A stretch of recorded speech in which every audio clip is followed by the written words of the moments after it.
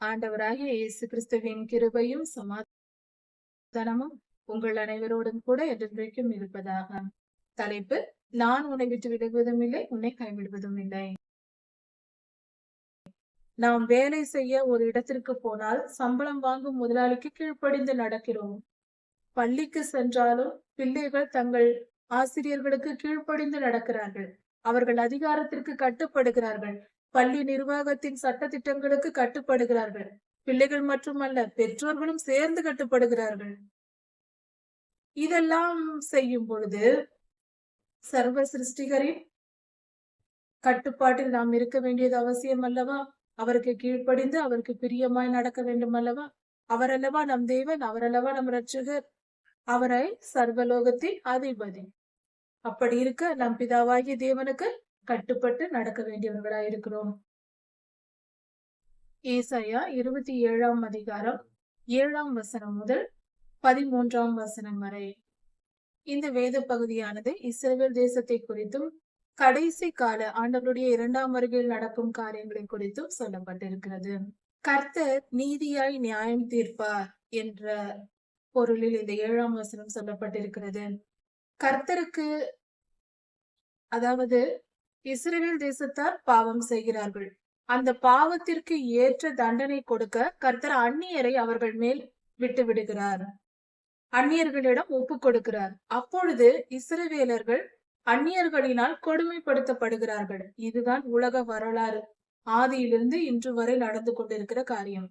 அன்று இஸ்ரவேலர்கள், இன்று கிறிஸ்தவர்கள், கர்த்தருடைய ஜனங்கள் இப்படிதான் தண்டிக்கப்படுகிறார்கள். அவர்கள் செய்கிற பாவத்தின் நிமித்தம் அந்நியர்களிடம் கர்த்தர் ஒப்பு கொடுத்து விடுகிறார். ஆனால் இவர்கள் மனம் திரும்பிய பின்பு, இஸ்ரவேலர்கள் தண்டனை அனுபவிக்கும் பொழுது மனம் திரும்புகிறார்கள், கர்த்தரை நோக்கி பார்த்து கூப்பிடுகிறார்கள்.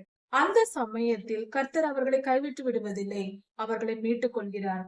ஆனால் இவர்களை கொடுமைப்படுத்திய அந்நியர்கள் இருக்கிறார்கள் அல்லவா, காரணம் இல்லாமல், எந்தவித நீதியும் நியாயமும் இல்லாமல் இஸ்ரவேலர்களை கொடுமைப்படுத்தி, துன்பப்படுத்தி, அடிமைப்படுத்தி சித்திரவதை செய்தார்கள் அல்லவா.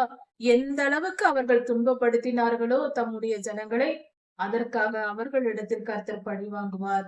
அவர்களுக்கு அந்த தண்டனையை கொடுப்பார். இப்படியா என் பிள்ளையை நீ அடித்தாய்? இப்படியெல்லாம் நீ கொடுமைப்படுத்தினாயா? நான் என் பிள்ளை தவறு செய்தால் நான் கோபம் கொண்டேன். நான் சற்று விலகியதும் நீ இந்த அளவுக்கு என் பிள்ளையை நீ கொடுமைப்படுத்துவாயா என்று கர்த்தர் அந்நியர்களை, எந்த அளவுக்கு நீ என்னை, என் பிள்ளைகளை கொடுமைப்படுத்தினாயோ அதையெல்லாம் நீயும் கொஞ்சம் அனுபவித்து பார் என்று துன்மார்க்கரை நியாயம் தீர்ப்பார். கர்த்தருக்கு விரோதமாய் செயல்பட்டவர்களை, இஸ்ரவேல் தேசத்திற்கு விரோதமாய் எதிர்த்து வந்தவர்களை கர்த்தர் இப்படியாக அவர்களை நியாயம் தீர்ப்பார். அதாவது உலகெங்கும் இருக்கிற கர்த்தருடைய ஜனங்களுக்கு, எங்கெங்கிருந்தாலும் சரி, எந்த தேசத்தில் இருந்தாலும் கர்த்தருடைய ஜனங்களுக்கு விரோதமாய் எழும்புகிறவர்களுக்கு கர்த்தர் நீதியாய் நியாயம் தீர்ப்பார். அவர்களுக்கு ஏற்ற பலனை நிச்சயம் தருவார். இஸ்ரவேலர்கள், அதாவது கர்த்தருடைய ஜனங்கள் தவறு செய்யும் பொழுது, நாம் தவறு செய்யும் பொழுது கர்த்தர் நம்மை மட்டாய் தண்டிக்கிறார்.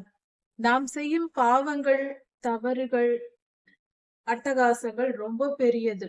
அதெல்லாம் சொல்ல முடியாது. அந்த அளவுக்கு மனிதர்களின் இருதயம் கொழுத்து போயிருக்கிறது. நம்முடைய பாவங்கள் எல்லையற்றது. மொத்த மனித குலத்தையும் சொல்லுகிறோம். அதாவது கர்த்தருடைய ஜனம் என்று சொல்லிக்கொண்டு நாம் பண்ணுகிற அட்டகாசங்கள் பெரியது. அதை எல்லாவற்றிற்கும் சரிக்கு சரியாய் கர்த்தர் நம்மை தண்டித்தால் நம்மால் ஒரு நாள் கூட வாழ முடியாது. நாம் அதிகம் அக்கிரமம் செய்கிறோம், கொஞ்சமாக மட்டாய் தான் கர்த்தர் தண்டிக்கிறார். அதையே நாம் தாங்க முடியாமல் புலம்புகிறோம். அப்படி என்றால் நம்முடைய அக்கிரமங்களின் அளவு எவ்வளவு பெரியதா இருக்கிறது. திருந்துவோம். கர்த்தரை வேதனைப்படுத்தக்கூடாது. நம்மை படைத்த சிருஷ்டிகருக்கு மனஸ்தாபத்தை கொடுக்க கூடாது. ஆதியாகமம் 6ஆம் அதிகாரத்தில் சொல்லப்பட்டிருக்கிறது போல கர்த்தரை சந்தோஷப்படுத்துகிற பிள்ளையாய், தகப்பனை சந்தோஷப்படுத்துகிற மகனாய், மகளாய் நாம் இருக்க வேண்டும். அதை புரிந்து கொள்வோம். கர்த்தருக்கு பிரியமாய் நடக்க விரும்புவோம். எல்லார் மனதிலும் இருக்க வேண்டிய ஒரே ஒரு எண்ணம், நான் கர்த்தருக்கு பிரியமாய் நடக்க வேண்டும். பரலோகத்திற்கு போகிறோமா, எங்கு போக போகிறோம் என்று கூட ஆராய தேவையில்லை. நம்மை படைத்தவர் கர்த்தர், அவருக்கு கீழ்ப்படிவது நீதி, அது நியாயம். நம்முடைய எதிர்காலத்தை குறித்தல்ல, இந்த காலத்தில் நாம் வாழும்போது அவருடைய சொத்து நாம். அவருக்கு கீழ்ப்படிந்திருக்க வேண்டாமா? நாம் வேலை செய்ய ஒரு இடத்திற்கு போனால் சம்பளம் வாங்கும் முதலாளிக்கு கீழ்ப்படிந்து நடக்கிறோம். பள்ளிக்கு சென்றாலும் பிள்ளைகள் தங்கள் ஆசிரியர்களுக்கு கீழ்ப்படிந்து நடக்கிறார்கள். அவர்கள் அதிகாரத்திற்கு கட்டுப்படுகிறார்கள். பள்ளி நிர்வாகத்தின் சட்டதிட்டங்களுக்கு கட்டுப்படுகிறார்கள். பிள்ளைகள் மட்டுமல்ல, பெற்றோர்களும் சேர்ந்து கட்டுப்படுகிறார்கள். இதெல்லாம் செய்யும் பொழுது சர்வ சிருஷ்டிகரின் கட்டுப்பாட்டில் நாம் இருக்க வேண்டியது அவசியம் அல்லவா? அவருக்கு கீழ்ப்படிந்து அவருக்கு பிரியமாய் நடக்க வேண்டும் அல்லவா? அவரல்லவா நம் தேவன், அவரல்லவா நம் இரட்சகர், அவரை சர்வலோகத்தின் அதிபதி. அப்படி இருக்க நம் பிதாவாகிய தேவனுக்கு கட்டுப்பட்டு நடக்க வேண்டியவர்களாய் இருக்கிறோம். கட்டுப்பாட்டை மீறி நடப்பது மிருகத்தின் சுபாவம். கட்டுப்பாட்டுக்குள் நடப்பது மனித சுபாவம். மனித சுபாவத்தை கற்றுக்கொள்வோம். நல்ல மாட்டுக்கு ஒரு சூடு, நல்ல மனிதனுக்கு ஒரு சொல் என்று சொல்வார்கள். அதாவது மாடுகளை ஏர் உழுவதற்கு பழக்குவார்கள். பழக்கும் போது அதற்கு சொன்னால் புரியாதல்லவா? அடித்து தட்டி இப்படியெல்லாம் செய்துதான், அதை கொஞ்சம் தண்டித்துதான் அதை பழக்கத்திற்கு கொண்டு வருவார்கள். அது தவறு செய்யும் பொழுதெல்லாம் தண்டித்து மாட்டுக்கு சூடு வைப்பார்கள் என்று சொல்றது ஒரு அடி வைப்பது, சுடு வைப்பது, இதெல்லாம் பழக்கம் போல. இப்படி அதை தண்டித்தால் தான் அதற்கு புரியும், இதை செய்யக்கூடாது, இது தவறு என்று. மாட்டுக்கு தான் அது. மனிதனுக்கு ஒரு சொல், இது சரி, இது தவறு என்று சொன்னால் உடனே புரிந்து கொண்டு கீழ்ப்படிந்து விட வேண்டும். அதுதான், அப்படிப்பட்டவன் தான் நல்ல மனிதன் என்று பழமொழி சொல்வார்கள். அது போல நாம் ஒரு சொல்லில் திருந்துகிறவர்களாய் இருப்பது நமக்கு நல்லது, நம்முடைய வாழ்க்கைக்கு நல்லது. அதிக துன்பங்கள் இல்லாமல் தப்பித்துக் கொள்ளலாம். கர்த்தருடைய கோபத்தை மூட்டி அதன் மூலம் நியாயத்திற்கு வந்து படாத பாடு பட வேண்டாமே. சொல்லும் பொழுதே கேட்டு திருந்திக் கொண்டால் நம் வாழ்க்கை சிறப்பாயிருக்கும். இப்படி கர்த்தர் நம்மை மட்டாய் தண்டிக்கிறார். நம்முடைய அக்கிரமத்திற்கு ஏற்றபடி அல்லாமல் கொஞ்சமாய் தண்டிக்கிறார். கொண்டல் காற்று அடிக்கிற நேரத்தில் கர்த்தர் தம்முடைய கடுங்காற்றினால் அதை விலக்கி விடுகிறார். அதாவது நமக்கு துன்பம் வருகிறது என்றால், ஒரு பெரிய துன்பம் நமக்கு வருகிறது. அப்படி அந்த துன்பம் நமக்கு வரும் பொழுது கர்த்தர் அதை வேறு விதமாக இன்னொரு துன்பத்தை கொடுத்து, இந்த துன்பத்தை அந்த துன்பம் தள்ளி கொண்டு போய்விடும். நாம் விடுதலையாக்கப்பட்டு விடுவோம். நாம் விடுதலையாக்கப்பட்டு விடுவோம். அப்படி கர்த்தர் செய்வார். ஒரு துன்பம் வந்து நம்மை துன்புறுத்த வரும். இன்னொரு துன்பத்தை கர்த்தர் அனுமதிப்பார். அந்த துன்பம் வந்து இந்த துன்பத்தையும் சேர்த்து தள்ளி கொண்டு போய்விடும். இதனால் நாம் விடுதலையாக்கப்படுவோம். இதெல்லாம் கர்த்தருடைய அற்புதமான ஞானம். கர்த்தர் இப்படியாக நம்மை பாதுகாக்கிறார். அவர் சர்வ வல்லமையுள்ள தேவன். கர்த்தரோடு இணைந்து வாழ்கிற வாழ்க்கை வாழும் பொழுது இந்த வார்த்தைகளின் பொருள் புரியும். நம் வாழ்க்கை அவரோடு இணைந்து அவருடைய திருக்கரங்களால் வழி நடத்தப்படும் பொழுது இந்த விஷயங்கள் நமக்கே புரியும், தானாகவே புரியும். ஆம், இந்த துன்பம் வந்ததல்லவா, ஐயோ இன்னொரு துன்பம் வருகிறதே என்று நடுங்கினேனே, ஆனால் பார் அது வந்து இதையும் எடுத்துக்கொண்டு போய்விட்டது. ஐயோ நான் விடுதலையாகி விட்டேன் என்று, நான் விடுதலையாகி விட்டேனே என்று மிகவும் சந்தோஷப்படுவோம். யாக்கோபின் அக்கிரமம் நிக்கிரகம் பண்ணப்படும். நிக்கிரகம் பண்ணுதல் என்றால் முற்றிலும் அழிக்கப்படுவது. அதில் ஒரு துளியும் இல்லாதபடிக்கு முழுவதும் அழித்து, சுத்தமாக சாம்பல் கூட இல்லாத அளவுக்கு அழித்து போடப்படுவதை தான் நிக்கிரகம் பண்ணுவது. ஒரு மரத்தை வெட்டினால் வெட்டி விட்டோம், அழித்து விட்டோம் என்று நினைத்தால் அது மீண்டும் துளிர்த்து வரும். அப்படி அல்ல. நிக்கிரகம் பண்ணுதல் என்றால் முற்றிலும் வேரோடு பிடுங்கி எரித்து விடுவது போல. அதன் பின்பு அதன் பொருள் ஒன்றும் இருக்காது அல்லவா? அது போல அதுதான் நிக்கிரகம் பண்ணிவிடும். யாக்கோபின் அக்கிரமம். ஏதோ யாக்கோபின் அக்கிரமம். யாக்கோபு என்றால் இஸ்ரவேலர்களை குறிக்கிறது. அவர்கள் செய்த அக்கிரமம் என்ன? வனாந்திர பயணத்தில் கன்றுக்குட்டியை செய்து, தங்கத்தினால் கன்றுக்குட்டியை செய்து அதை வணங்கி நீதான் தெய்வம் என்று வணங்கினார்கள் அல்லவா? அந்த பாவங்களை எல்லாம் கர்த்தர் அகற்றி விடுவாராம். எப்படி? அப்படிப்பட்ட அவர்கள் செய்த அந்த சிலைகளை, அவர்கள் செய்த அந்த விக்கிரக ஆராதனைகளை எல்லாம், அதாவது அந்த சிலைகளை அவர்கள் ஏற்படுத்தி வைத்திருந்த அக்கிரமத்தின் விளைவுகளை எல்லாவற்றையும் கர்த்தர் எரித்து, 3000 வருடங்களுக்கு முன்பாக அவர்கள் செய்த காரியங்களை எல்லாம் அதையெல்லாம் எரித்து அழித்து சுண்ணாம்பாக்கி விடுவாராம். அதையெல்லாம் எரித்து சுண்ணாம்பை போல சுண்ணாம்பாய் மாற்றி அதை அழித்து விடுவேன் என்று கர்த்தர் சொல்லுகிறார். அப்படி அழிப்பதினால் யாக்கோபின் பாவங்கள் நீங்கும் என்று பொருள். யாக்கோபு என்றால் இஸ்ரவேலர்கள், கர்த்தருடைய ஜனங்கள். உலகெங்கும் இருக்கிற கர்த்தரை விசுவாசிக்கிற எல்லோருடைய பாவங்களும் முற்றிலும் எப்பொழுது நடக்கும்? கடைசி காலத்தில் தான் இது நடக்கும். முற்றிலும் அகற்றப்பட்டு எல்லோரும் பரிசுத்தவான்களாய் மாறுவார்கள்.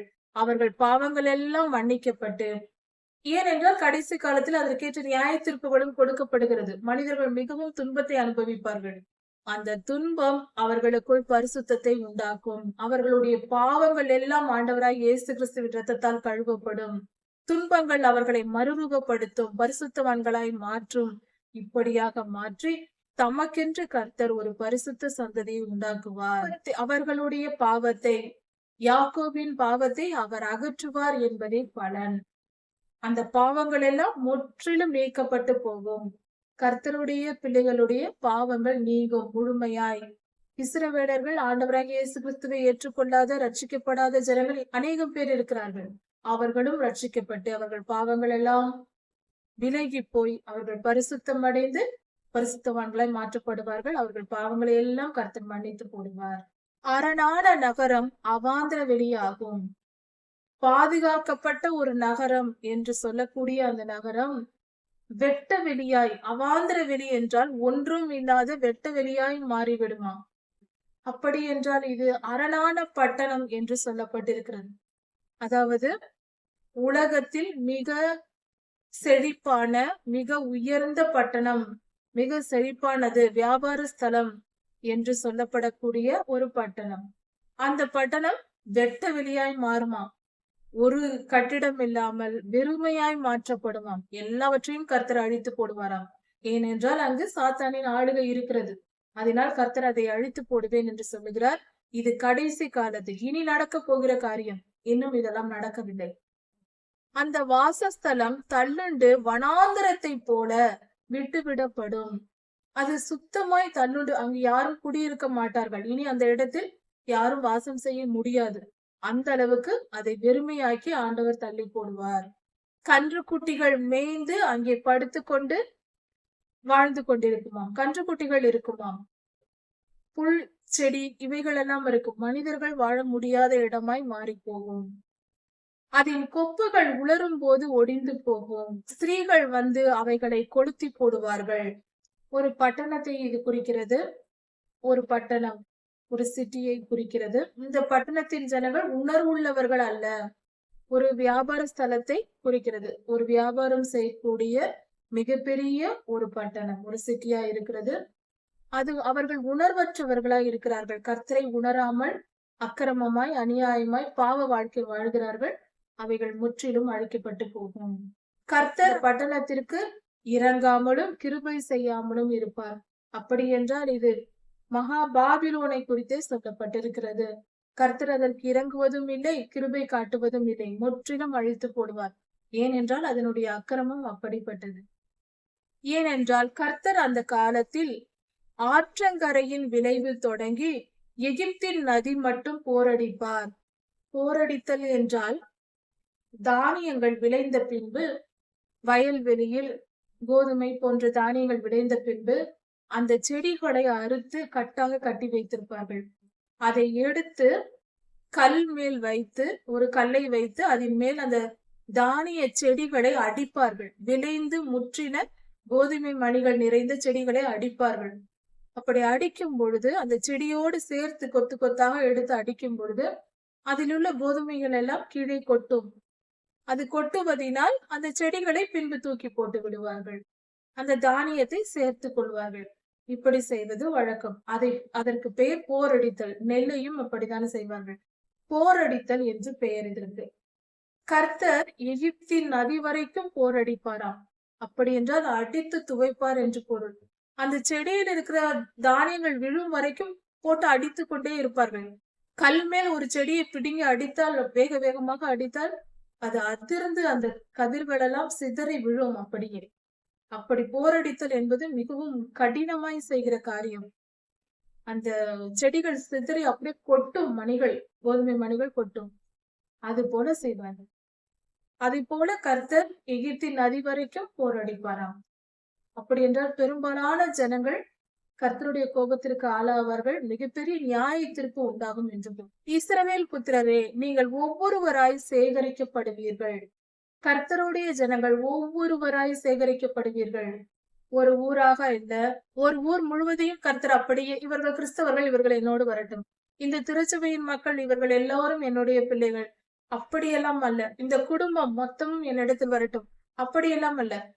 ஒவ்வொருவராய். அப்படி என்றால் தனி மனித நீதியை கவனித்துதான் கர்த்தர் எடுப்பார். ஒரு மனிதன் நீதியாய் நடந்தால் அந்த குடும்பத்தையே கர்த்தர் எடுத்துக்கொள்ள மாட்டார். எந்த மனிதன் நீதியை பின்பற்றுகிறானோ அவன்தான் கர்த்தருடைய ராஜ்யத்திற்குள் வர முடியும். எந்த மனிதன் பரிசுத்தமாக்கப்பட்டிருக்கிறானோ அவன்தான் வர முடியும். என் கணவரை கூட்டிக் கொள்வோம், என் தாயை கூட்டிக் கொள்வோம், என் பிள்ளையை கூட்டிக் கொள்வோம் என்கிற அந்த கதையெல்லாம் அங்கு நடக்காது. ஒட்டுமொத்தமாக கொத்து கொத்தாக ஜனங்களை அல்ல, கர்த்தர் ஒவ்வொருவராய் தம் தேசத்தில் சேர்ப்பார். எந்த மனிதன் நீதியின்மானா இருக்கிறானோ அவன்தான் அங்கு கர்த்தரிடத்தில் போக முடியும். கர்த்தரின் அன்பை பெற்று அவர் கிருபையை பெற்ற மனிதன் தான் அவரிடத்தில் போய் சேர முடியும். வேறு எந்த சொந்த பந்தம் உறவுகள் நாம் வாங்கும் சர்டிபிகேட்களாம் சான்றிதழ்களை பயன்படுத்தி நான் உலக புகழ் பெற்ற ஒரு ஊழியர் என்று சொல்லிக்கொண்டு இப்படி எந்த காரியத்தையும் நாம் கர்த்தரிடத்தில் காட்ட முடியாது. கர்த்தர் அவர் போடும் முத்திரை தான் அவருக்கு செல்லும். மனிதர்களுடைய திட்டங்கள், நம்முடைய அங்கீகாரங்கள், மனித அங்கீகாரம் எல்லாம் அவரிடத்தில் செல்லாது. அக்காலத்திலே பெரிய எக்காலம் ஊதப்படும். மிகப்பெரிய எக்காலம் ஊதப்படுமா? அப்பொழுது அசீரியா தேசத்திலே சிதறடிக்கப்பட்டவர்களும் எகிப்து தேசத்திலே துரத்தி விடப்பட்டவர்களும் எருசலேமில் வந்து கர்த்தரை தொழுது கொள்வார்கள். அசிரியாவிலிருந்தும் எகிப்திலிருந்தும் துரத்தி விடப்பட்டவர்கள் அங்கிருந்து கர்த்தரை தேடி கர்த்தருக்காக கர்த்தரிடத்தில் அன்பு கூர்ந்து ஜனங்கள் வருவார்களாம். இந்த அசீரியா எகிப்து என்று சொல்லப்படுவது இந்த வேத வசனத்தின்படி அந்நியர்களின் ரட்சிப்பு. இஸ்ரவேலர்கள் மட்டுமல்ல, அந்நிய தேசத்தில் வாழ்கிற அந்நிய மனிதர்களும் ரட்சிக்கப்பட்டு கர்த்தரிடத்தில் வந்து சேருவார்கள் என்பதே பொருள். அந்நிய ஜனங்களின் ரட்சிப்பு. விசுவாசிக்கிற எல்லோரும் கர்த்தருடைய ஜனங்கள் தான். ஒரு இஸ்ரவேலின் யூதா கோத்திரத்தில் பிறந்து ஒரு மனிதன் ரட்சிக்கப்படவில்லை என்றால், ஆண்டவராகிய இயேசு கிறிஸ்துவை ஏற்றுக்கொள்ளவில்லை என்றால் பரலோகத்திற்கு போக முடியாது. அதே சமயத்தில் அந்நிய தேசத்தில் ஏதோ ஒரு மூலையில் பிறந்து வளர்ந்து ஆண்டவராகிய இயேசு கிறிஸ்துவை ஏற்றுக்கொண்டு மனதார் ஏற்றுக்கொண்டு பாவத்தை விட்டு விலகி நீதிமானாய் வாழ்ந்தால் அந்த மனிதன் பரலோகத்தில் ஏற்றுக்கொள்ளப்படுவான். ரட்சிப்பு, கர்த்தரை விசுவாசிக்கிற விசுவாசம்தான் கர்த்தருக்கு சாட்சியாய் இருக்கும். அதனால் கடைசி காலத்தில் அந்நியர்களும் அந்நிய ஜனங்கள் மத்தியில் எழுப்புதல் உண்டாகும். அநேகர் ஆண்டவராகிய இயேசு கிறிஸ்துவை ஏற்றுக்கொள்வார்கள். அவரை ஏற்றுக்கொண்டு அவர்களை தம்முடைய பலரும் ரட்சிக்கப்பட்டு கர்த்தரை ஏற்றுக்கொள்வார்கள். அப்படிப்பட்டவர்களை கர்த்தர் தம்முடன் சேர்த்துக் கொள்வார். ஏசாயா 28ஆம் அதிகாரம். எப்ராயிமருடைய பெருமையின் கிரீடம். எப்ராயிமுடைய வெறியரின் பெருமையான கிரீடத்திற்கு ஐயோ! மதுபானத்தால் நிறைந்தவர்கள். இந்த எப்ராயிமர் என்று இந்த இடத்தில் குறிப்பிடப்பட்டிருக்கிறது. இந்த முதல் 4 வசனங்களில் பார்க்கும் பொழுது பெருமை, எப்ராயிமரின் பெருமையான கிரீடம் என்று சொல்லப்பட்டிருக்கிறது. அவர்கள் மதுபானத்தால் நிறைந்திருப்பார்கள் என்று சொல்லப்பட்டிருக்கிறது. இதை எப்படி பார்க்க வேண்டும் என்றால், உலகம் முழுவதும் இருக்கிற ஜனங்களில் ஒட்டுமொத்த திருச்சபை என்றாலே நாம் ஒட்டுமொத்த ஜனங்களையும் தான் நாம் பார்க்க வேண்டும். அப்படி இருக்க ஒரு தேசம் என்றோ ஒரு இனம் என்றோ பாகுபாடு தேவையில்லை. இந்த இடத்தில் கர்த்தர் சொல்லுகிற ஒரு காரியம், மனிதன், எந்த மனிதன் திராட்சரசம் அதாவது மதுபானத்தினால் நிறைந்து மதுபானம் குடித்து பெருமை கொண்டு திரிகிற மனிதர்களுக்கு கர்த்தர் சொல்லுகிறார், நான் அவர்களை அழித்து போடுவேன் என்று சொல்லுகிறார். மதுபானம் குடிப்பது பெருமையோடு இருப்பது. அதாவது பெருமை நிமித்தமே மதுபானம் குடிக்கும் நிலை வருகிறது. ஒருவன் தன்னுடைய ஆகாரத்திற்கே வழி இல்லை என்றால் மதுபானம் குடிப்பதற்கு நினைக்க தோன்றாது. கொஞ்சம் ஆகாரம் கிடைத்தால் போதும் என்று இருக்கும். ஒரு மனிதன் பணத்தினால் செழிப்படையும் பொழுது அவன் விருப்பப்பட்ட உணவுகளை எல்லாம் சாப்பிட்டு விருப்பமான காரியங்களை எல்லாம் செய்ய முடியும் என்ற நிலை வரும் பொழுது அடுத்ததாக கொஞ்சம் மதுபானம் குடித்து பார்க்கலாமா, இன்னொரு அடுத்த நிலைக்கு செல்வது. இதுதான் பெருமை. அதிகப்படியான செல்வத்தினாலும் பழக்கத்தினாலும் பழகி கொள்ளுவதனாலும் அடிமைத்தனத்திற்கு, மதுபானத்திற்கு அடிமையாகி ஜனங்கள் அழிந்து போகிறார்கள். மதுபானம் குடித்தவர்கள் யாரும் தாழ்மையாக பேச மாட்டார்கள். எல்லோரும் தன்னை பெரியவராக தான் பேசுவார்கள். இது அந்த மதுபானம் மூளையை மயக்கி விடுகிறது. இந்த மதுபானம் குடிக்கும் அந்த எண்ணத்தை கொண்டு வருவது பொல்லாத சமேதி என்னும் ஆவி. அந்த ஆவிதான் மனிதர்களை பிடிக்கும் பொழுது, அந்த பொல்லாத இருள்தான் மனிதனை பிடிக்கும் பொழுது அவன் மதுபானத்தை விரும்பி நாடுகிறவனாகவும் அதை தொடர்ந்து அதற்கு அடிமையாகவும் மாறுகிறான். இந்த மதுபானமானது சரீரத்தை கெடுக்கும், சரீரத்தை கெடுத்து வீணடிக்கும். அதனால் மிகவும் சரீரம் பாதிக்கப்பட்டு ஒரு மனிதனுடைய ஆயுளையே குறைத்து சீக்கிரம் மரணம் அடைய செய்யும். அதனால் குடும்பம் பாதிக்கப்படும். குடும்பத்திலும் சமாதானம் இருக்காது. தனி மனித வாழ்க்கை அழிவு, குடும்பம் சீரழிவு, அந்த மனைவி, பிள்ளைகள் எல்லோரும் துன்பப்படுவார்கள். இப்படியே ஒவ்வொரு குடும்பத்திலும் அநேகம் குடும்பங்களில் நடக்கும் போது தேசமே சீரழிந்து போகும். மதுபானம் குடிப்பது மகா பாவம். அது எல்லா பாவத்திற்கும் ஆணி வேறா இருக்கிறது.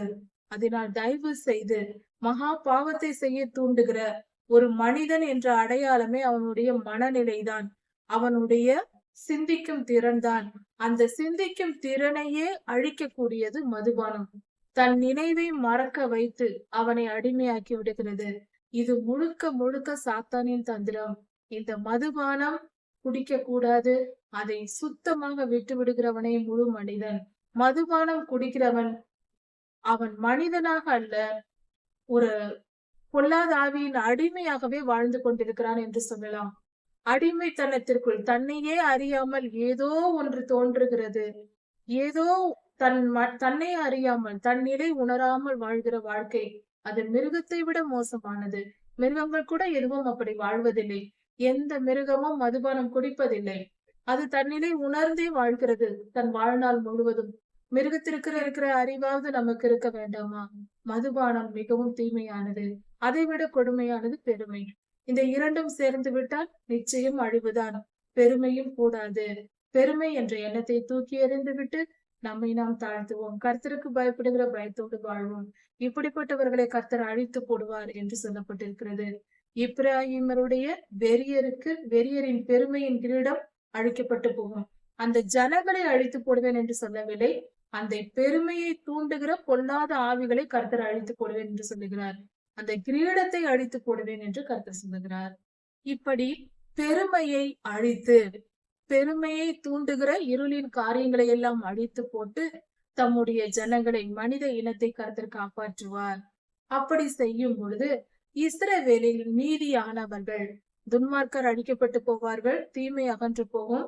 நீதிமான்கள், கர்த்தருடைய ஜனங்கள், சேனைகளின் கர்த்தர் தம்முடைய ஜனத்தில் மீதியானவர்களுக்கு மகிமையான கிரீடமாகவும் அலங்காரமான முடியாகவும், அதாவது தலையில் வைக்கக்கூடிய கிரீடம், அது அலங்காரமானதாக, மற்றவர்களுக்கு புகழ்ச்சியாக, இஸ்ரவேலுக்கு புகழ்ச்சியாக இருப்பார், அவர்களுக்கு கிரீடமாக இருப்பார். நியாயஸ்தலத்தில் உட்காருகிற மனிதனுக்கு தம்முடைய ஆவியை கொடுப்பார். இஸ்ரவேலில் நியாயம் விசாரிப்பவர்களுக்கு பரிசுத்த ஆவியை தந்து பரிசுத்தமாய் தேசம் வாழ, ஜனங்கள் வாழ கர்த்தர் கிருபை செய்வார். சமாதானமாய் வாழ, யுத்தத்தை அதன் வாசல் மட்டும் திருப்புகிற பராக்கிரமசாலியாய் இருப்பார். ஒரு தேசம் நம்மிடத்தில் யுத்தத்திற்கு வருகிறது என்றால் இங்கிருந்து விரட்டி விடுவது ஒரு விதம். அந்த தேசத்தின் வாசல் வரைக்கும் அந்த ராணுவத்தை விரட்டி விட்டு வருவது மிகவும் பராக்கிரமம். அப்படிப்பட்ட பராக்கிரமசாலியை கர்த்தர் செயல்படுவாராம். அதாவது தீமையை முற்றிலும் அழித்து இஸ்ரவேலருக்கு விரோதமான எல்லா துர்க்கிரியைகளையும் கர்த்தர் அழித்து போட்டு தம்முடைய ஜனத்தை மிகவும் பாதுகாத்துக் கொள்வார், மிகவும் ஆசீர்வாதமாய் மாற்றுவார் என்றும், அவர்களுக்கு புகழ்ச்சியாக மகிமையாக கர்த்தரே இருப்பார். கர்த்தருடைய நாமத்தை கொண்டு நாம் மகிழ்ந்திருப்போம். இப்படியாக கர்த்தர் நமக்கு உதவி செய்வார், நம்மை ஆளுகை செய்வார். அவருடைய சட்டைகளுக்குள் நாம் மறைந்திருப்போம்.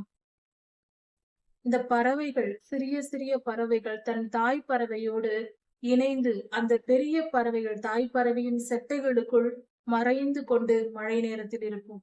அதை பார்ப்பதற்கு மிகவும் அழகாக இருக்கும்.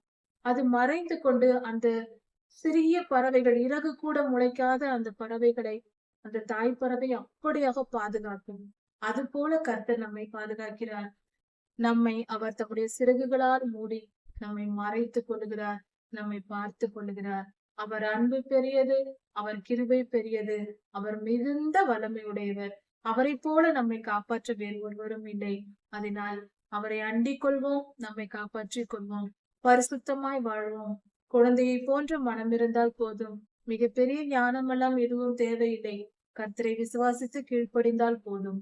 கர்த்தர் நம்மை ஆசீர்வதித்து நம்மை பாதுகாத்துக் கொள்வார். கர்த்தருடைய கிருபை என்றென்றும் உங்களில் பெருகட்டும். கர்த்தருடைய அன்பு நம்மில் என்றென்றும் பெருகட்டும். ஏசாயா 28ஆம் அதிகாரம் 5ஆம் வசனம் முதல் 10ஆம் வசனம் வரை. இந்த வேத பகுதியானது கடைசி காலத்தில் இனி நடக்க போகிற சம்பவங்களை தீர்க்க தரிசனமாக உரைக்கப்பட்டிருக்கிறது. இது 2500 வருடங்களுக்கு முன்பாக சொல்லப்பட்ட தீர்க்க தரிசனம் இனிதான் நடக்க போகிறது. அந்த கடைசி காலத்தில் கர்த்தருடைய 2ஆம் வருகையின் போது கர்த்தர் அந்த சமயத்தில் அதற்கு முன்பாக மிகப்பெரிய உபத்திரவ காலங்கள் வருகிறது. உபத்திரவ காலம், மகா உபத்திரவ காலம் என்று 2 பிரிவுகளாக தேசத்தை உலகம் எங்கும், ஒரு தேசம் மட்டுமல்ல உலகெங்கும் மிகப்பெரிய சுத்திகரிப்பு வரப்போகிறது. தீமை அழியவும், துன்மார்க்கர்களை அழிக்கவும், பரிசுத்த ஜனங்களை காப்பாற்றவும் கர்த்தர் நியாய தீர்ப்புகளை இந்த பூமிக்கு செலுத்துவார். அது எப்படிப்பட்ட நியாய தீர்ப்புகளா இருக்கும் என்றால், அது இயற்கை சீற்றங்களாகவும், கொள்ளை நோய்களாகவும், யுத்தங்களாகவும் இருக்கும். இவைகள் எல்லாம் தீயவர்களையும் மிகப்பெரிய சுத்திகரிப்பை ஏற்படுத்தும். மனிதர்கள் அநேகர் அழிந்து போவதினால் பூமி சுத்திகரிக்கப்படும். அதாவது பூமியில் உள்ள மனித இனம் பெருமை கொண்டு அதிகமாய் கர்த்தரை எதிர்த்து நடப்பதினால் இப்படிப்பட்ட தீமையான ஒரு காலம்.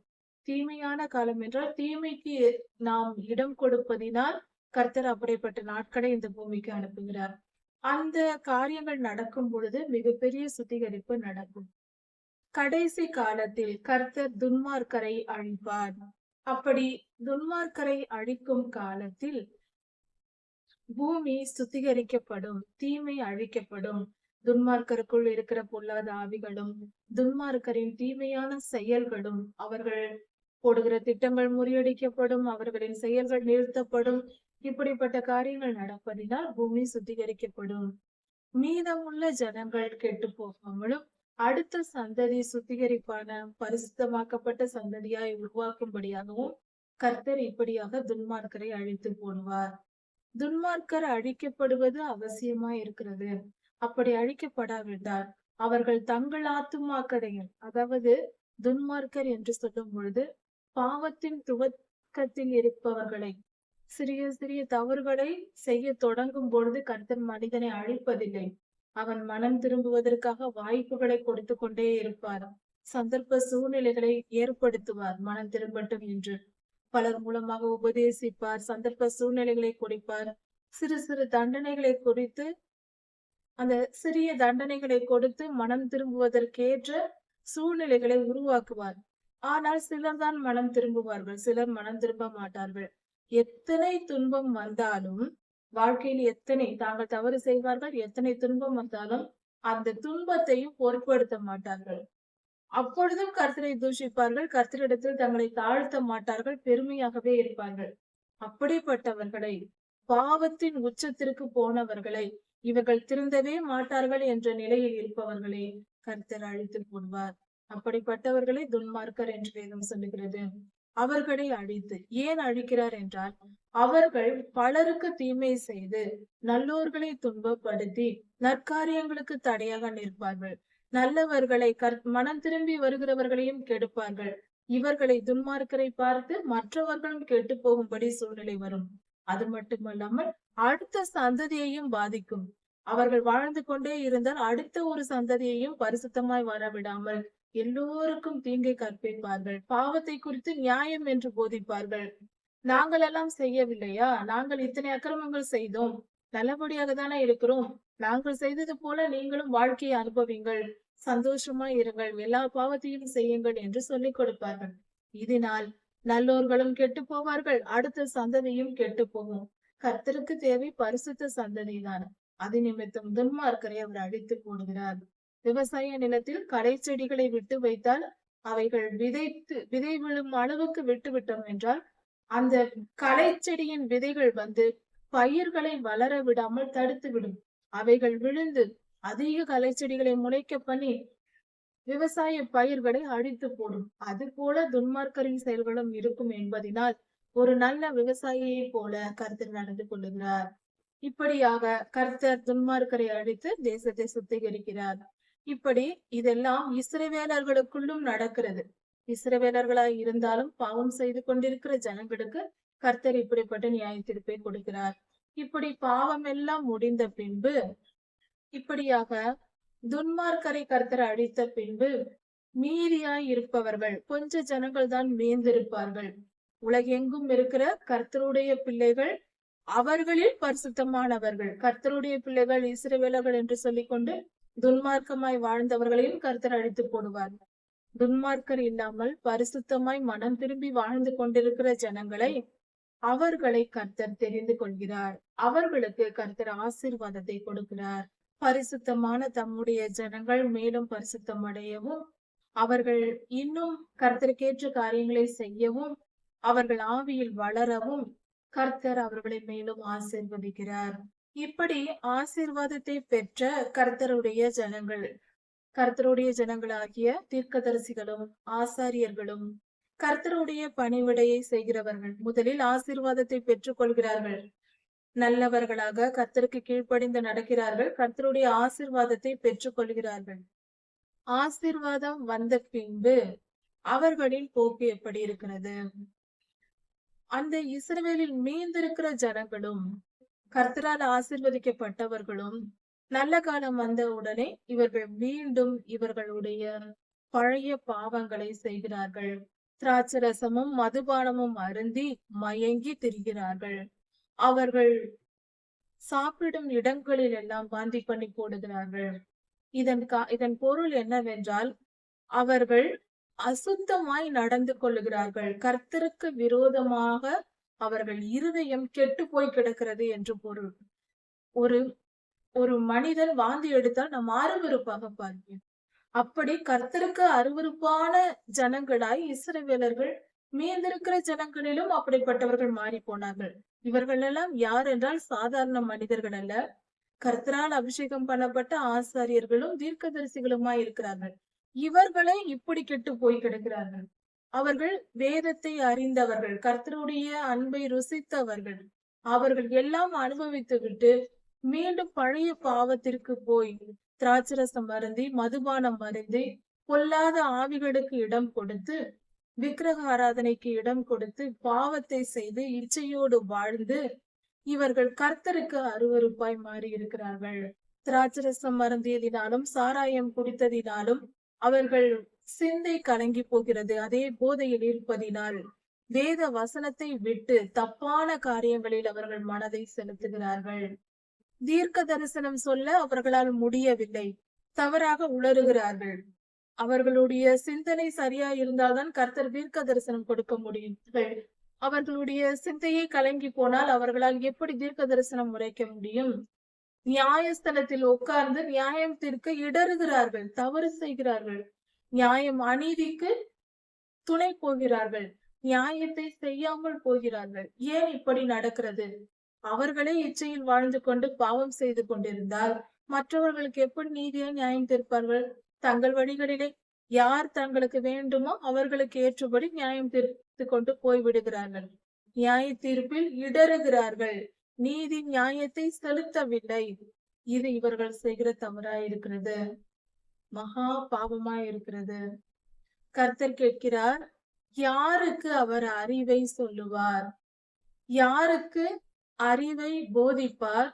உபதேசத்தை உணர்த்து கொண்டார்கள், காதை அடைத்து கொண்டார்கள்.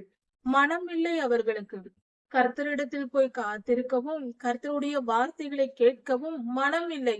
அவர்கள் வாழ்க்கையை அவர்கள் வாழ்ந்து கொண்டிருக்கிறார்கள். தினந்தோறும் எனக்கு காலையில் இந்த வேலை, மதியம் இந்த வேலை, இரவில் இந்த வேலை, நான் இதை செய்ய போகிறேன், அதை செய்ய போகிறேன் என்று உப்பை போல கர்த்தரை வைத்துக் கொண்டு இவர்கள் தங்கள் வாழ்க்கையை வாழ்ந்து கொண்டு சுயநலமாக மாம்ச ரீதியான வாழ்க்கை வாழ்ந்து கொண்டிருக்கிறார்கள். கர்த்தர் என்ன சொல்லுகிறார் என்றும் அவர் பேசுவதை கேட்க வேண்டும், அவருக்கு கீழ்ப்படிய வேண்டும் என்ற எண்ணம் இல்லை. கர்த்தரை மறந்த நிலை. இவ்வளவு மோசமான நிலையில் தீர்க்கதரிசிகளும் ஆசாரியர்களுமே இருந்தால் கர்த்தர் யாருக்கு போய் போதிப்பார்? ஜனங்கள் இப்படி இருந்தால் ஆசாரியருக்கும் தீர்க்கதரிசிகளுக்கும் கர்த்தர் தீர்க்க தரிசனம் உரைப்பார். அவர்களை கொண்டு இவர்களை திருத்தலாம். இவர்களே இப்படி இருந்தால் ஒரு பள்ளியில் மாணவர்கள் படிக்கவில்லை என்றால் ஆசிரியர்கள் போதிப்பார்கள். ஆசிரியர்களுக்கே ஒன்றும் தெரியவில்லை, படிக்காதவர்களாய் இருந்தால் அந்த பிள்ளைகளின் நிலை என்ன? யாருக்கு அறிவு? யாரிடத்திலிருந்து அறிவு புறப்பட்டு வரும்? ஞானம் வரும்? வராதல்லவா? அது போலதான் கர்த்தர் ஆசாரியர்களுக்கும் தீர்க்கதரிசிகளும் இப்படி கெட்டு போய் கிடக்கும் போது யாருக்கு அவர் தம்முடைய வார்த்தையை சொல்ல முடியும்? யாரிடத்தில் அவர் சொல்லுவார்? இப்படிப்பட்ட ஒரு மோசமான நிலை உருவாகி இருக்கிறது. இது அந்த காலத்தில் நடக்கும் என்று வேதம் சொல்லுகிறது. ஆனால் இன்றைய நிலை இதுதான். இன்று நடக்கிற அக்கிரமங்கள், தேசத்தில் நடக்கிற அக்கிரமங்கள், திருச்சபைகளில் இருக்கிற அக்கிரமங்கள் என்ன இருக்கிறதோ அதுதான் தேசத்திலும் இருக்கிறது. திருச்சபைகளும் கெட்டுப்போய் கிடக்கிற காலமா இருக்கிறது அல்லவா? இப்படிப்பட்ட காலத்தில் வாழ்ந்து கொண்டிருக்கிறோமே. கர்த்தருடைய பிள்ளைகள் என்று சொல்லிக் கொண்டு அந்நியர் பாவம் செய்தால் கர்த்தர் நியாயம் தீர்ப்பார். கர்த்தருடைய பிள்ளைகள் அநியாயமாய் வாழ்ந்தால், அக்கிரமம் செய்தால் அது கர்த்தருடைய நாமத்திற்கு இழுக்கல்லவா? கர்த்தருடைய பெயரை கெடுப்பதற்காகவா நாம் கர்த்தருடைய ஜனமானோம்? அவர் பெயரை கெடுப்பதற்கு, கிறிஸ்தவர்கள் என்ற பெயரை கெடுப்பதற்காக வாழக்கூடாது. அப்படி ஒரு வாழ்க்கை வாழ்வதே வேண்டியதில்லை. ஒரு மனிதன் கர்த்தருக்காக மகிமையை செலுத்தும்படி வாழ வேண்டும். இல்லை என்றால் கிறிஸ்தவர்கள் என்று சொல்லிக் கொள்ளக்கூடாது. அந்த பெயரை விட்டுவிட வேண்டும். பரிசுத்தமாய் வாழ்கிறவர்களே கர்த்தருடைய பிள்ளைகள் என்று சொல்லிக் கொள்ள வேண்டும். கர்த்தருக்கு கீழ்ப்படிந்து நடக்கிறவர்களுக்கு அந்த வார்த்தையை சொல்லிக் கொள்ளும் தகுதி உண்டு. நம்மிடத்தில் பாவம் இருக்கிறதா, நீதிமானா, அப்படி இந்த கேள்வி எல்லாம் வேண்டாம். மனம் இருக்கிறதா? கர்த்தருக்கு கீழ்ப்படுகிற மனம் இருந்தால்தான் கர்த்தர் சொல்வதை நான் கேட்பேன், எதை சொன்னாலும் நான் கேட்பேன் என்கிற மனநிலை உள்ளவர்கள் கிறிஸ்தவர்கள் என்று சொல்லிக் கொள்ளும் தகுதி உடையவர்கள். மனம் இருந்தால் போதும். அந்த மனம் கூட இல்லாமல், அந்த நினைவு கூட இல்லாமல் கர்த்தர் எதை சொன்னாலும் நம்மால் அதெல்லாம் முடியாது. அதை யார் கேட்பார்? முதலில் கர்த்தருக்கு செவி கொடுக்கவே மனம் இல்லை என்றால் கிறிஸ்தவர்கள் என்று சொல்லிக் கொள்ளக்கூடாது. உங்கள் விருப்பப்படி நீங்கள் வாழ்வதற்கு அவர் பெயரை ஏன் பயன்படுத்த வேண்டும்? உங்கள் விருப்பப்படி வாழ்ந்தால் உங்கள் பெயரை வைத்துக் கொள்ள வேண்டும். கிறிஸ்தவர்கள் என்று சொல்லும் தகுதி கிடையாது. கிறிஸ்துவை பின்பற்றினால் அவருக்கு கீழ்ப்படிந்து வாழ்கிறவர்களுக்கே அந்த வார்த்தையை சொல்லும் உரிமை உண்டு. கர்த்தர் சொல்வதை நான் கேட்பேன் என்ற எண்ணம் யாருக்கு இருக்கிறதோ அவர்கள் எல்லோரும் நான் கிறிஸ்தவர்கள் என்று சொல்லிக் கொள்ளலாம். இதுதான் முதல் தகுதி. விருப்பம் இருக்கிறதா? நம் மனதில் விருப்பம் கூட இல்லாமல் எப்படி கீழ்ப்படிவோம்? கீழ்ப்படியாதவர்கள் என் ஜனம் அல்ல என்றே கர்த்தர் சொல்லுகிறார். 10 கட்டளைகள் தான் கிறிஸ்தவ வாழ்க்கையின் அடிப்படை சத்தியம். 10 கட்டளைகள் யாருக்கு தெரியும்? தினந்தோறும் அதை நினைத்து பின்பற்ற வேண்டிய நாம் அதை தெரிந்து கூட மனதில் வைப்பதில்லை. எப்படி இருக்கிறோம்? திடீரென்று கேட்டால் சொல்ல தெரியுமா? இப்படிப்பட்ட மனநிலையில் இருப்பது கர்த்தரை எவ்வளவு வேதனைப்படுத்தும் என்று யாராவது யோசித்திருக்கிறோமா? ஒருவருக்கொருவர் நீ பெரியவன், நான் பெரியவன் என்று சண்டையிட்டுக் கொண்டிருக்கிறோமே. பெரியவர் ஒருவர் பார்த்து கொண்டிருக்கிறார் என்ற எண்ணமாவது உண்டா? நம்மை பார்த்து கொண்டிருக்கிறாரே, இந்த நேரத்தில் நாம் இந்த காரியத்தை செய்ய போகிறோம், திருச்சபை நின்று உபதேசிக்க போகிறோம். கர்த்தர் பார்த்து கொண்டிருக்கிறார். நம்முடைய செயல்கள் எல்லாம் கண்காணிக்கப்படுகிறது. இந்த இடத்தில் நாம் என்ன செய்கிறோம், நம் வீட்டில் என்ன செய்கிறோம், நம் நினைவுகளில் என்ன இருக்கிறது, சகலத்தையும் சொல்கிறோம் அல்லவா? மனிதன் முகத்தை பார்க்கிறான், தேவனோ இருதயத்தை பார்க்கிறார். அழகாக வசனம் சொல்லி உபதேசிக்கிறோம். ஊழியர்களை குறித்து யோசித்து பார்ப்போம். ஊழியர்கள் இப்படிதான் செய்கிறார்கள். ஆனால் நம் இருதயத்தை பார்க்கிறவர் ஒருவர் உண்டு. நம் நினைவில் என்ன இருக்கிறது? பணம் இருக்கிறதா? இச்சை இருக்கிறதா? பெருமை இருக்கிறதா? சுயநலம் இருக்கிறதா? என்று அவர் பார்த்து கொண்டிருக்கிறார் என்ற உணர்வு நமக்கு இருக்கிறதா? யோசித்து பார்ப்போம் கொஞ்சம். நம்முடைய சிந்தைக்கும் கொஞ்சம் வேலை தேவை. பழைய பழக்கங்கள், பழைய உபதேசங்கள், அதையே கேட்டு கேட்டு காப்பி பண்ணி கொண்டிருப்பதை விட கொஞ்சம் சுயமா யோசிப்போமே. கர்த்தர் நமக்கு சிந்தையை கொடுத்திருக்கிறார். அவர் மகா பெரியவர். அவர் பரிசுத்த தெய்வம். அவருடைய பெயரை நாம் பயன்படுத்தி கொண்டிருக்கிறோம்.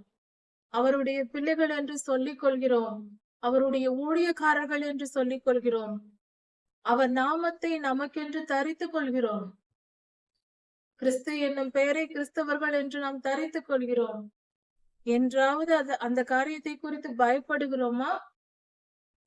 ஐயோ, கர்த்தரின் பெயரை பயன்படுத்தி கொண்டு நாம் இந்த பாவத்தை செய்கிறோமே, நமக்கு நியாய தீர்ப்பு வருமே என்று என்றாவது அஞ்சி இருக்கிறோமா? இப்படி கர்த்தருக்கு செவி கொடுக்காமல் இருப்பது மட்டுமல்ல, கர்த்தர் என்ன சொல்லுகிறார் என்று கேட்காமல் இருப்பது மட்டுமல்ல. கர்த்தருடைய ஊழியக்காரர்கள் இப்படி செய்திருக்கிறார்கள். அது மட்டுமல்ல, இன்னும் கொஞ்சம் அதிகமாகவே செய்திருக்கிறார்கள். என்ன சொல்லி இருக்கிறார்கள்? கற்பனையின் மேல் கற்பனையும், கற்பனையின் மேல் கற்பனையும், பிரமாணத்தின் மேல் பிரமாணமும், பிரமாணத்தின் மேல் பிரமாணமும், இங்கே கொஞ்சம் அங்கே கொஞ்சம். அதாவது இதை கடைபிடிக்கலாம், அதை கடைபிடிக்கலாம், இது போதும் அது போதும், இது தேவையில்லை, இது இந்த காலத்திற்கு தேவையில்லை. இப்படி கர்த்தருடைய கட்டளைகளை குறித்து இவர்களாக ஒரு காரியத்தை சிருஷ்டிப்பது. இதெல்லாம் தேவையில்லை, இதையெல்லாம் தேவையில்லை, இது தேவை, அது தேவை, இப்படி சொல்லிக்கொண்டு இங்கே கொஞ்சம் இங்கே கொஞ்சம் நாம் கடைபிடித்தால் போதுமானது. இது போதும், இது போதும். யார் இதை செய்ய சொன்னார்? இப்படி பழைய ஏற்பாடு தேவையில்லை, புதிய ஏற்பாடு மட்டும் போதும். அப்படியா? எங்கே இருக்கிறது வசனம்? தேவையில்லை என்றால் ஏன் பழைய ஏற்பாட்டை சுமந்து கொண்டிருக்கிறோம் கைகளில்? சரி, கிறிஸ்துவின் பிறப்பை குறித்து சொல்லும் செய்தி புதிய ஏற்பாட்டு ஜனங்களுக்கு தேவையா இல்லையா? தேவை. இது எங்கே சொல்லப்பட்டிருக்கிறது? ஆண்டவராகிய இயேசு கிறிஸ்து பிறப்பார் என்ற தீர்க்க தரிசனம் ஆதியாகமம் 3ஆம் அதிகாரத்திலேயே சொல்லப்பட்டிருக்கிறது. தீர்க்க தரிசன புஸ்தகங்களில் சொல்லப்பட்டிருக்கிறது. கர்த்தருடைய 2ஆம் வருகையை யோபையா கூட சொல்லி இருக்கிறார். ஏசாயா தீர்க்க தரிசனம் சொல்லி இருக்கிறார். எத்தனையோ தீர்க்க தரிசனங்கள் இருக்கிறது. அப்படி இருக்க தீர்க்க தரிசன கண்ணோடு பார்த்தால் வேதாகமம் முழுக்க தீர்க்க தரிசனங்கள் இருக்கிறது. 2ஆம் வருகையை குறித்து நாம் அந்த கண்ணோட்டத்தோடு பார்த்தால் 2ஆம் வருகை வேதம் முழுவதும் சொல்லப்பட்டிருக்கிறது. ஆண்டவருடைய வருகை சொல்லப்பட்டிருக்கிறது. எந்த இடத்தில் சொல்லப்படவில்லை? பழைய ஏற்பாட்டில் சொல்லப்படவில்லையா? புதிய ஏற்பாட்டில் சொல்லப்படவில்லையா? சரி, ஆண்டவராக இயேசு கிறிஸ்து யுத்த வீரராக யோசுவாயா நேரடியாக பார்த்தார். கானானுக்குள் அவர் பிரவேசித்த பின்பு யுத்தம் செய்கிறார். யோசுவாயா யுத்தம் செய்யும் போது பட்டயத்தோடு ஆண்டவராக இயேசு கிறிஸ்து வந்து நிற்கிறார். புதிய ஏற்பாட்டில் தான் இயேசு கிறிஸ்து என்று நாமம் சொல்லப்பட்டிருக்கிறது. அங்கு யோசுவாயாவின் முன்பாக வந்து பட்டயத்தோடு நின்று யுத்தம் செய்தவர் யார்? இஸ்ரவேலரின் வனாந்திர பயணத்தில் மேகஸ்தம்பமாகவும் அக்னி ஸ்தம்பமாகவும் நின்று வழி நடத்தியது யார்? ஆண்டவராகிய இயேசு கிறிஸ்து தானே. அவர் எங்கே இல்லை? அப்படி என்றால் பழைய ஏற்பாடு தேவையில்லை என்றால் ஆண்டவராகிய இயேசு கிறிஸ்துவின் அந்த செயல்களும் வேண்டாம், அந்த அற்புதங்கள் வேண்டாம், அவருடைய வல்லமையை நாம் தெரிந்து கொள்ள வேண்டாமா? கட்டளைகளை கடைபிடிக்க வேண்டுமா வேண்டாமா? நியாய பிரமாணத்தை கர்த்தர் நிறைவேற்றி முடித்து விட்டேன் என்று சொல்லி இருக்கிறார். அதனால் நியாய பிரமாணம் நிறைவேறிற்று. அதை நாம் கடைபிடிக்க தேவையில்லை. 10 கட்டளைகளை ஆண்டவர் சொல்லவில்லையே. 10 கட்டளைகள் அடங்கிய உடன்படிக்கையின் பெட்டியின் மேல்தான் பலியிட்ட பாவ நிவாரண பலியின் ரத்தம் சிந்தப்பட்டது, அந்த தெளிக்கப்பட்டது. அந்த தெளிக்கப்பட்ட அந்த இரத்தமானது பாவத்தை போக்கும். வெளிப்படுத்தல் புஸ்தகத்தில் பரலோகத்தில் ஆண்டவராகிய இயேசு கிறிஸ்துவின் மரணத்தில் கல்வாரி மலையில் அவர் சிலுவையில் தொங்கிய பொழுது, ரத்தம் சிந்திய பொழுது, அவர் திருப்பாதங்களுக்கு அடியிலேதான் உடன்படிக்கை பெட்டி மறைத்து வைக்கப்பட்டிருந்திருக்கிறது. அந்த கண்மலை அந்த சமயத்தில் பூகம்பம் வந்து இரண்டாக பிளந்தது என்று சொல்லப்பட்டது. அதற்கு காரணம் ஆண்டவராகிய இயேசு கிறிஸ்துவின் ரத்தம் அந்த உடன்படிக்கை பெட்டியின் மேல் விழுவதற்காகவே கர்த்தர் பிதாவாகிய தேவன் செய்த காரியம் அது. அந்த மலை அதிர்ந்தது, பூமி அதிர்ந்து அங்கு பிளவு உண்டாகி ஆண்டவராகிய இயேசு கிறிஸ்துவின் ரத்தம் அங்கு தெளிக்கப்பட்டிருக்கிறது. அவர் திருக்கரங்களில் இருந்து வழிந்த ரத்தம் அவருடைய காலின் அடியில் இருந்த, திருப்பாதங்களுக்கு அடியில் இருந்த உடன்படிக்கையின் பெட்டியின் மேல் தெளிக்கப்பட்டது. வெளிப்படுத்தல் புஸ்தகத்தை பார்க்கும்போது கர்த்தருடைய உடன்படிக்கை பெட்டி பரலோகத்தில் காணப்பட்டது என்றும் சொல்லப்பட்டிருக்கிறது. உடன்படிக்கை என்றால் மனிதர்களுக்கும் கொடுத்திருக்கிறார், பரலோகத்திலும் அந்த உடன்படிக்கை இருக்கிறது. அக்ரிமெண்ட் என்று சொன்னால் 2 தேசங்கள் அக்ரிமெண்ட் செய்தால் ஒரே செய்தியை இருவரும் வைத்திருப்பார்கள், காப்பி எடுத்து வைத்திருப்பார்கள். என்ன எழுதி கொடுத்தோம் என்று இவர்களுக்கும் தெரிய வேண்டும், என்ன எழுதி வாங்கினோம் என்று அவர்களுக்கும் தெரிய வேண்டும். ஒரே செய்தியை 2 நகல் எடுத்து இருவரும் வைத்திருப்பார்கள். உடன்படிக்கை என்றால் அதுதான். கர்த்தருடைய உடன்படிக்கை, அதாவது ஆண்டவராய் இயேசு கிறிஸ்து உயிர்த்தெழுந்த பின்பு என்னை தொடாதே என்று மரியாள் அம்மாவிடம் சொல்லுகிறார். என்னை தொடாதே, நான் இன்னும் பரலோகத்திற்கு ஏறி போகவில்லை என்று.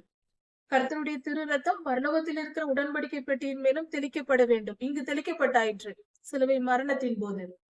பரலோகத்திலும் அந்த ரத்தம் தெளிக்கப்பட வேண்டும் என்பதற்காக தான் அதை சொல்லுகிறார். அதன் பின்பு அவர் வந்த பின்பு எல்லோரிடமும் தொடுகிறார், பேசுகிறார். 40 நாள் இங்கிருந்து விட்டுதான் ஆண்டவர் மீண்டும் உயிர்த்தெழுந்தார் சரீரத்தோடு. அப்படி என்றால் இந்த காரியங்களை யோசித்து பார்ப்போம். இங்கே கொஞ்சம் அங்கே கொஞ்சம் என்று அல்ல, 10 கட்டளைகளையும் கடைபிடிக்க வேண்டும்.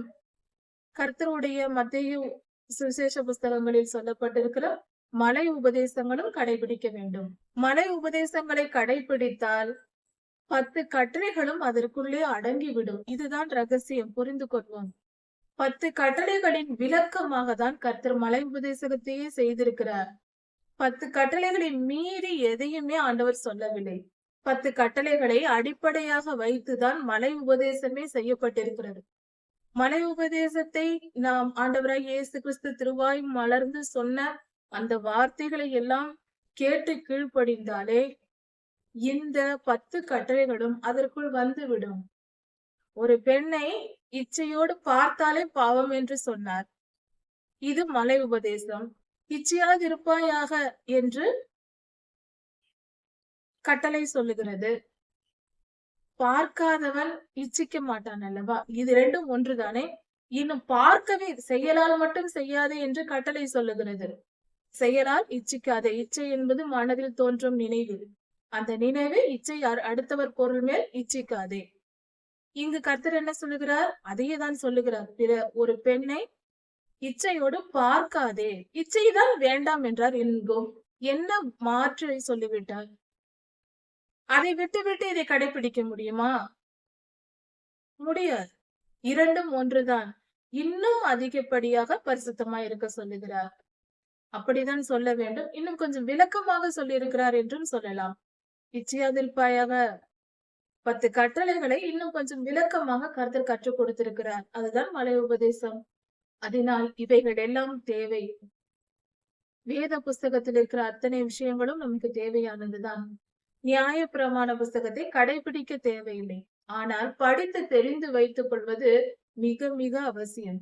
நியாய பிரமாணத்தை வாசித்து பார்க்கும் பொழுது நமக்கு வரும் பிரச்சனைகளை, வாழ்க்கையில் சில நெருக்கடியான சூழ்நிலைகளை சுலபமாக நம்மால் சமாளிக்க முடியும். அதற்கு ஒரு உதாரணத்தை பார்ப்போம். நாம் ஏதோ ஒரு மரத்தை வெட்டி கொண்டிருக்கிறோம். மரத்தை வெட்டி கொண்டு இருக்கிறோம். ஆனால் நம்மை அறியாமலே நம் கையில் இருக்கிற அருவாள் கீழே விழுந்து விடுகிறது. விழுந்த நேரத்தில் பார்த்து ஏதோ ஒரு சிறு பிள்ளை அங்கு ஓடி வந்து விடுகிறது. அதன் மேல் பட்டு ஒரு குழந்தை இறந்து விட்டது. இது நியாயப்பிரமாணத்தில் கொடுக்கப்பட்டிருக்கிற வார்த்தை. இது இப்படி அந்த உயிர் இறந்து விட்டது. ஆனால் நமக்கு தெரியாது இப்படி நடக்கும் என்று. தற்செயலாய் நடந்தது. இப்பொழுது யார் குற்றவாளி? பார்க்காமல் வந்த அந்த மனிதனா? நாம் தான் அந்த மரத்தை வெட்டி கொண்டிருந்தோம். நம்முடைய அதாவது தற்செயலாய் நடந்தது. இதற்கு எப்படி நியாயம் தீர்ப்பது? இப்படிப்பட்ட நேரத்துல தான் நியாயப்பிரமாணம் நமக்கு கை கொடுக்கிறது. அறியாமல் நாம் பாவம் செய்தோம். அதனால் ஒரு விளைவு ஏற்பட்டு விட்டது. அதனால் சரிக்கு சரி நியாய தீர்ப்பு நமக்கு கொடுக்க தேவையில்லை. தப்புதான், அதற்கு ஒரு தண்டனை கொடுக்க வேண்டும். ஆனால் அந்த தவறு முழுமைக்கும் நாம் பொறுப்பென்று சொல்ல முடியாது. தற்செயலாய் நடந்தது. அது நிமித்தம் குறைவான தண்டனை. அந்த காயம்பட்டவர்களுக்கு ஒரு நஷ்ட ஈடாக பணமும் மருத்துவ உதவிகளும் செய்து விடலாம். இப்படி அரசாங்க சட்டம் இருக்கிறது. இன்று நாம் அதை இன்சூரன்ஸ் என்று சொல்லுகிறோம். அரசாங்கத்தில் அந்த பணத்தை கொடுத்து நியாயத்தை நிறைவேற்றுகிறார்கள். இந்த நீதி நியாயம் மனிதனுக்கு எப்படி தெரிந்தது? நியாயப்பிரமாண புஸ்தகம் தான் அதை போதிக்கிறது. நம்முடைய அரசியலமைப்பு சட்டங்கள் எல்லாம் உலகத்தில் இருக்கிற பல தேசங்களில் அரசியலமைப்பு சட்டங்கள் எழுதப்பட்டது வேதாகமத்தின் அடிப்படையில் தான். நீதி எது, நியாயம் எது என்பதை வேதம் தான் மனிதனுக்கு கற்றுக் கொடுத்திருக்கிறது. பரிசுத்த வேதாகமம் தான் கற்றுக் கொடுத்திருக்கிறது. கிறிஸ்தவர்கள் நாம் தான் அதை உணராதிருக்கிறோம். நியாய பிரமாணத்தையும் 10 கட்டளைகளையும் அடிப்படையாக வைத்துதான் அரசியலமைப்பு சட்டமே பல தேசங்களில் எழுதப்பட்டிருக்கிறது. அதுதான் நீதி நியாயம் என்று உலக நாடுகளும் ஒற்றிருக்கிறது, ஐநா வரைக்கும். இப்படி இருக்க நான் நியாயப்பிரமாணம் படிக்க மாட்டேன், 10 கட்டளைகள் படிக்க மாட்டேன், பழைய ஏற்பாடு எனக்கு தேவையில்லை என்று சொல்லுகிற சாதாரண கிறிஸ்தவர்களாய் இருந்தாலும் சரி, இப்படி சொல்லுகிற ஊழியக்காரர்களாய் இருந்தாலும் சரி, வெட்கப்பட வேண்டிய விஷயம், கடிந்து கொள்ளப்பட வேண்டிய காரியம் இது. இப்படிப்பட்ட எண்ணங்களை தூக்கி எறிவோம். கர்த்தருடைய வேதத்தை மதிப்போம், மரியாதை கொடுப்போம். ஆயிரம் ஆண்டுகளாக இல்லாத, யாருக்கும் கிடைக்காத பாக்கியம் உலக வாழ்க்கையில் நமக்கு கிடைத்திருக்கிறது. இந்த காலத்தில் வாழ்கிற நமக்கு கிடைத்திருக்கிறது. இது பெரும் பாக்கியம். கடைசி கால சந்ததியான நமக்கு இது ஒரு அடையாளமும் கூட. வேத புத்தகம் நம் கைகளில் கிடைத்ததை விட மிகப்பெரிய பாக்கியம் என்ன இருக்க முடியும்? கர்த்தருடைய வார்த்தை கொடுக்கப்பட்டிருக்கிறது. கர்த்தருடைய வெளிப்பாடு நமக்கு, அவரை பற்றின காரியம், அவர் நாமம் நமக்கு கிடைத்திருக்கிறது. அவருடைய வார்த்தை நமக்கு கிடைத்திருக்கிறது. அவருடைய ரத்தம் நம்ம தெளிக்கப்பட்டிருக்கிறது. வல்லமையுள்ள சேனையாக நாம் இருக்கிறோம். வல்லமையை உணராதிருக்கிறோம். இவ்வளவு வல்லமையை ஆண்டவர் நமக்கு கொடுத்திருக்கிறார். அந்த வல்லமையை நம்ம இடத்தில் இருப்பதை புரிந்து கொள்ள கூட அறிவில்லாமல் இருப்பது எவ்வளவு மோசமான நிலை நம்ம மனிதனுடைய நிலை, கிறிஸ்தவர்களின் நிலை. யோசித்து பார்ப்போம். கிறிஸ்தவர்கள் என்று சொல்லிக் கொள்கிற நாம் இன்னும் கிறிஸ்தவர்கள் ஆகவில்லை என்பதை புரிந்து கொள்வோம். உண்மையான கிறிஸ்தவம் என்பது, கிறிஸ்தவர்கள் என்று சொன்னால் அவர்கள் கர்த்தருக்கு கீழ்ப்படுகிறவர்களாக இருக்க வேண்டும். தினந்தோறும் எப்பொழுதும் 10 கட்டளைகளின் நினைவிலேயே வாழ்கிறவர்களாய் இருக்க வேண்டும். புரிந்து கொள்வோம். கர்த்தர் உங்களை ஆசீர்வதிப்பாராக. இதன் தொடர்ச்சியை அடுத்த செய்தியில் பார்க்கலாம். மாரநாதா.